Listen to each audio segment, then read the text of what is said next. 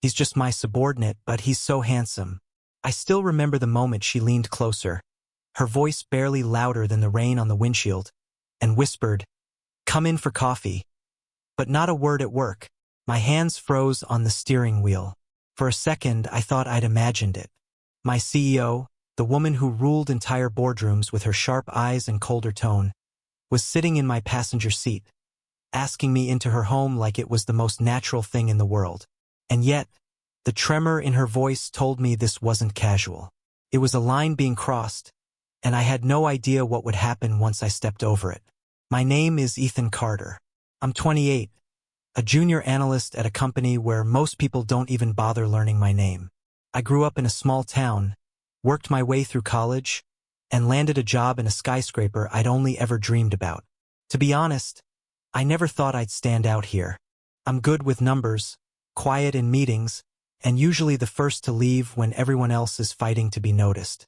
But that night, after a company event that stretched too long and poured too much wine, I somehow ended up as the one driving my CEO home.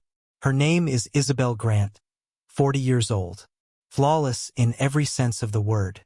The kind of woman who makes men twice her age stumble over themselves. At the office, she's untouchable, strict, brilliant, the embodiment of power. No one jokes around her.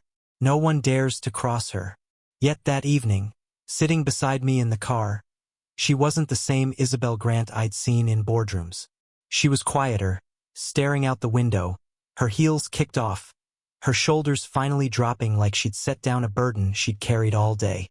The drive itself should have been nothing. 20 minutes from downtown to her neighborhood, past the city lights and into quieter streets, but every second stretched out. I didn't know what to say, and the silence was heavy, filled only by the sound of the wipers pushing rain aside. At one point, she glanced at me, caught me looking, and for the first time, I saw something unguarded in her eyes. Loneliness. When we pulled into her driveway, I expected her to thank me politely and step out. Instead, she lingered. She watched the rain for a moment longer, then looked back at me. That was when she whispered the words that set everything in motion. "Come in for coffee," but not a word at work. I followed her inside, my pulse racing like I was breaking a law. Her house was nothing like the cold glass walls of the office. Warm light, books stacked on shelves, a faint scent of jasmine in the air. She walked barefoot across the wooden floor, and for a moment I almost forgot she was my boss. She looked normal, human. We sat in her kitchen, mugs of coffee steaming between us. At first, the conversation was awkward. Safe topics like the weather and the terrible music they played at the event. But then she laughed at one of my clumsy comments, and the tension broke. Her laugh wasn't the sharp, controlled sound I'd heard in meetings. It was genuine, warm, almost playful. I found myself laughing, too, forgetting who she was. And then it happened. A pause. She reached for the sugar and her hand brushed against mine. Just a second. Just skin against skin, but it felt electric. She didn't pull away. Neither did I. The silence after that was different, heavier, charged. Before I could say anything, the doorbell rang. The sound was sharp, unexpected, cutting through the moment like a knife. She froze, her eyes widening just slightly. Without saying a word, she put her finger to her lips. An unspoken plea for silence. My heart thudded in my chest as she rose and walked toward the door. Through the frosted glass, I could make out the shadow of a man waiting outside. Broad shoulders, confident stance. When she opened the door, his voice carried inside. Smooth, too casual with a hint of familiarity. "Evening, Isabel Grant. Thought I'd check if you made it home." "All right. Rough night out there." "Huh?" I stayed in the kitchen, my hands still trembling around the coffee mug, trying to breathe quietly. She replied with a calmness I couldn't match, but I could hear the edge in her tone. "Thank you, Nathan Brooks. I'm fine." "You didn't need to come by, Nathan Brooks." I'd heard the name before, her neighbor, a successful businessman with more money than I'd ever see. And from the way he lingered at the door, I knew one thing for certain. This man was more than just a neighbor. He was someone who thought he had a claim on her. She closed the door firmly after a few minutes of polite back and forth, but the mood had shifted. The warmth in the kitchen was now layered with tension. She returned, met my eyes, and for a second, neither of us spoke. The unspoken truth was clear. This wasn't just coffee anymore. Whatever had just started between us was already under threat. And I couldn't stop thinking, what exactly had I gotten myself into? The next morning, I walked into the office like nothing had happened. Carrying a coffee I barely tasted, Isabel Grant passed me in the lobby without a glance. Her expression was back to steel. No trace of the woman who had laughed in a quiet kitchen and touched my hand like it meant something. I told myself I was fine with that. I told myself I understood the rules she'd whispered. But every time our paths crossed a conference room doorway, a reflection in an elevator wall, I felt that charged spark again, as if the night before had left a fingertip print on the air between us. At lunch, Clara Evans slid into the chair across from me in the cafeteria, eyebrows raised. She's one of the few people at work I actually trust. Sharp, funny, the kind who sees more than she says. "You disappeared early at the event," she said, poking at her salad. "Everything okay?" "Headache," I answered. It wasn't a complete lie. My thoughts pulsed behind my eyes like a warning light. She studied me for a beat longer than felt comfortable. "Then let it go." "Fine. But if headache turns into trouble, you're telling me first." Trouble arrived that evening in a familiar dress. The rain had cleared. The city washed clean, and my phone lit up with a text I had no right to expect. Coffee, same promise. A location followed, discreet. Not her house, not anywhere near the office. My heart thudded like I'd been caught and released at the same time. We met at a small place on the edge of a quiet neighborhood. The kind of cafe that sells more silence than sugar. She wore a navy coat, hair tucked behind one ear. No jewelry except a thin bracelet I'd never noticed before. In that light, she looked softer, but the alertness in her eyes never left. "I shouldn't have asked you in," she said, fingers wrapped around her cup. "But I did, and I'm not sorry. Neither was I." We spoke the way people do when they're halfway across a bridge and can't turn around carefully. Honestly, each sentence tested for cracks. She told me she hates empty praise but loves honest work. I told her numbers make sense when nothing else does. We both admitted the silence in our apartments sometimes rings louder than noise. When she laughed, I felt that same pull from the kitchen. Something warm threading through the space between us. We left through the alley to avoid the main street. A brush of shoulders. A pause too long to be accidental. She didn't kiss me. I didn't try. But her breath lingered near my cheek like a promise with its own gravity. On the sidewalk, she squeezed my hand once. Quick, precise, like a signal, and let go. The next day at the office, Lucas Hayes started hovering. Lucas Hayes, with the perfect tie knot and the manufactured grin, the kind of man who treats proximity to power like oxygen. He cornered me by the printer, voice dipped in fake concern. "Big week." "Huh? Heard you left the event early." "Car trouble." "No," I said, stacking papers. "Just needed air, right?" He said, eyes too sharp to be casual. "It's good to be useful. Leadership notices." He let the words hang in the corridor like bait. I spent the afternoon avoiding reflections. Every email felt like a trap waiting to be sprung. When the day finally bled into dusk, I drove the long way home, circling blocks I didn't need to circle, half hoping my nerves would dissolve into the street lights. That's when I saw him, Lucas Hayes, parked across from a row of townhouses I recognized too well. Camera phone angled just so. My stomach turned to ice. I didn't stop. I kept driving until the street curved out of sight, then pulled over and stared at the steering wheel like it could tell me what to do. My phone buzzed. A message from Clara Evans. "You okay?" Another from a number saved without a name. "Not tonight. Be careful." I didn't answer either. In the morning, the office felt colder. Rumors move like drafts. You can't see them, but you feel them in your bones. Lucas Hayes watched me from a distance. Eyebrows lifted in that permanent expression of almost kindness. Clara Evans caught me near the elevator and lowered her voice. "Whatever you're not telling me, you should, because someone else is already telling it wrong." We ate lunch in a conference room with the door half closed. I told her enough to be honest and not enough to be reckless. That I was seeing someone I shouldn't be seen with, that it mattered more than I expected, that a picture could end things before they began. She didn't flinch.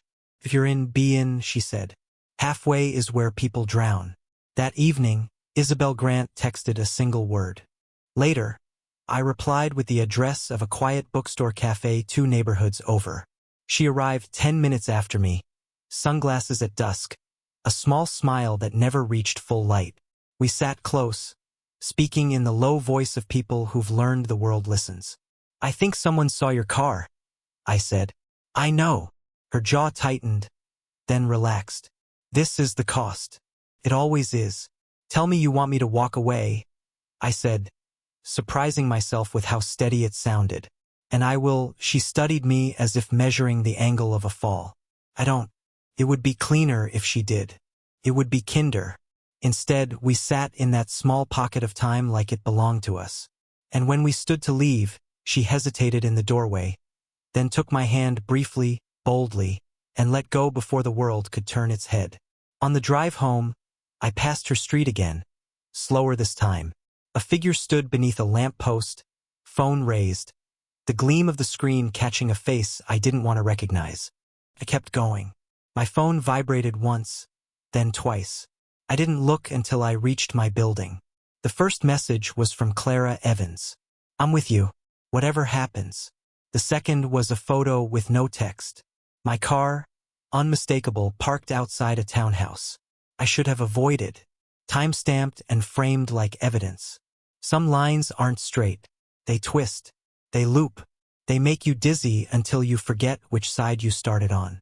I lay awake with the phone face down, listening to the hallway hum, knowing 2 truths could live in the same room. I wanted this and it could ruin me. When sleep finally took me, it came with the echo of her whisper and the cold flash of a camera in the rain-polished dark. Lucas Hayes didn't attack head-on. He circled meetings, hallways, that brittle smile that says he knows something you don't. By Wednesday, he stopped pretending. Print out under my reports.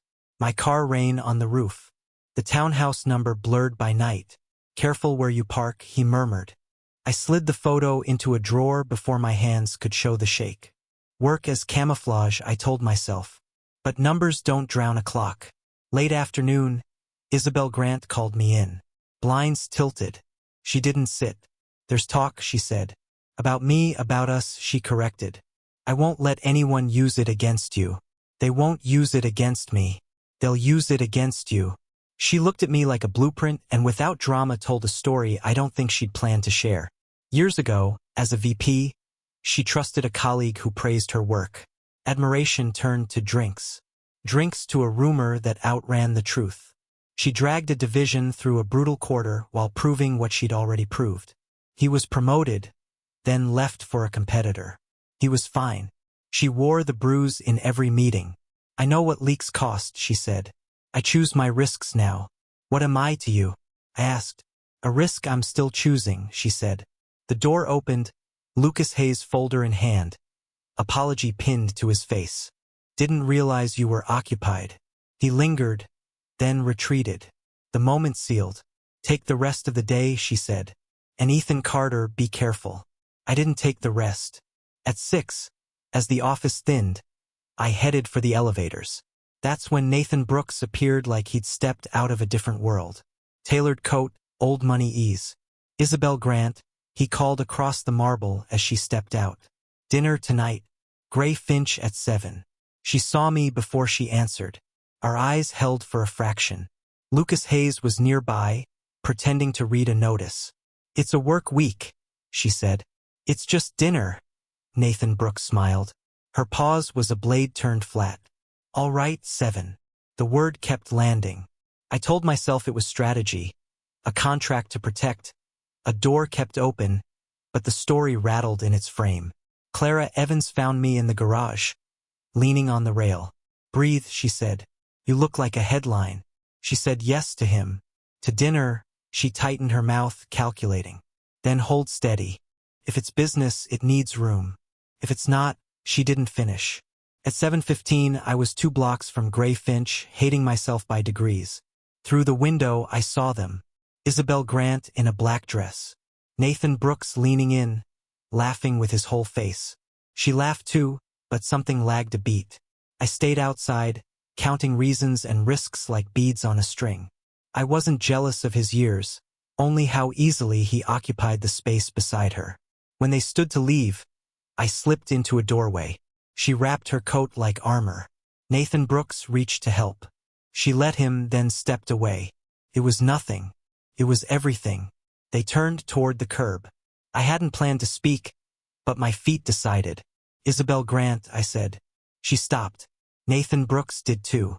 She didn't look surprised. She looked resolved. Ethan Carter, she said evenly. Headed home eventually. Friend of yours? Nathan Brooks asked.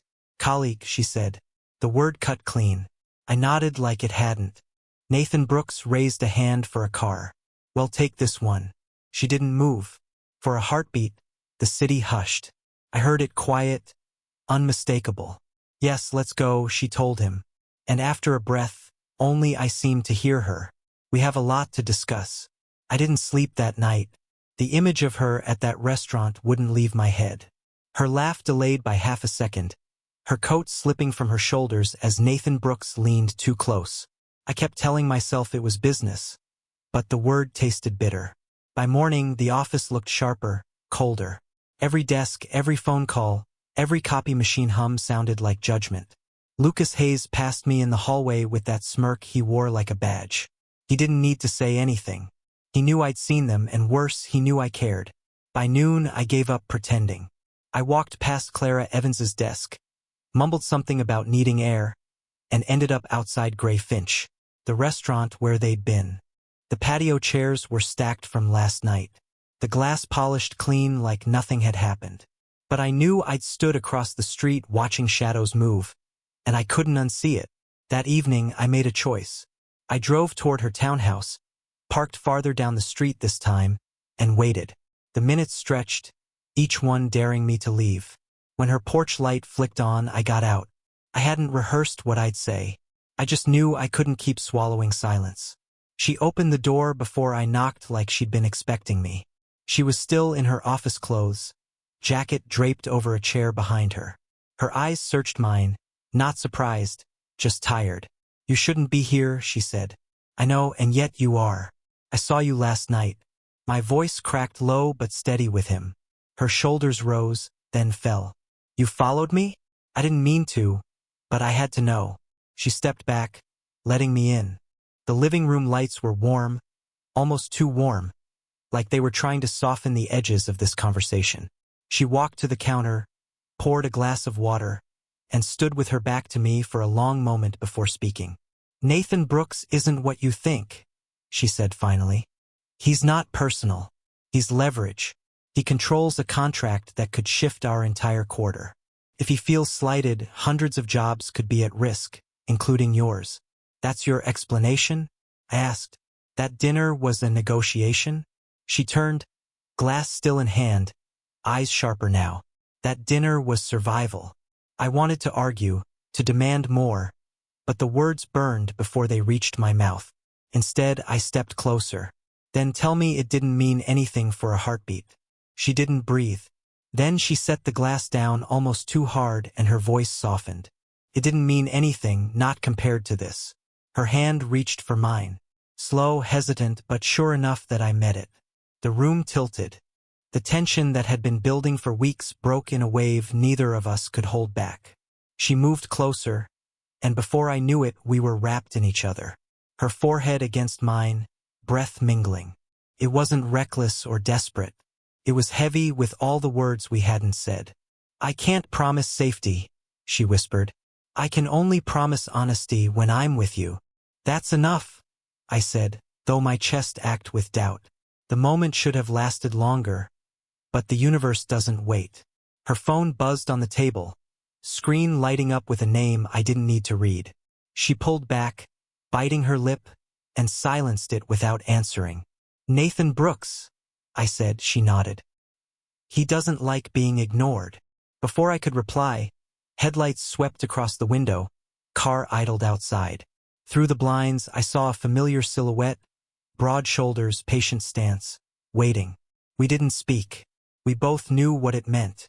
This wasn't just business anymore. Nathan Brooks wasn't going to let go easily. And for the first time, I wondered if our secret was already less of a secret than we thought. Nathan Brooks's car sat outside her townhouse like a threat wrapped in polished chrome. He didn't come to the door, didn't call out. He just waited, headlights off, engine humming low. I stood near the window, every nerve stretched thin. Isabel Grant drew the blinds with a slow hand, as if closing them could shut out the weight of his presence. "He won't stop," I said. She nodded, her jaw tight. "He thinks persistence is power. He's wrong." But I could see the fatigue in her eyes. Weeks of pressure, whispers at work, Lucas Hayes's smirk, Nathan Brooks's shadow, all pressing inward. For a moment, I wondered if I was just one more weight on her shoulders. The next morning, the reckoning arrived. Lucas Hayes cornered me near the stairwell, his phone in hand, screen angled just enough for me to see. Another photo, my car, her street, timestamp clear. "You've got a choice," he said, voice smooth with triumph. "Tell her to push me up the ladder, or this little romance becomes tomorrow's coffee room gossip."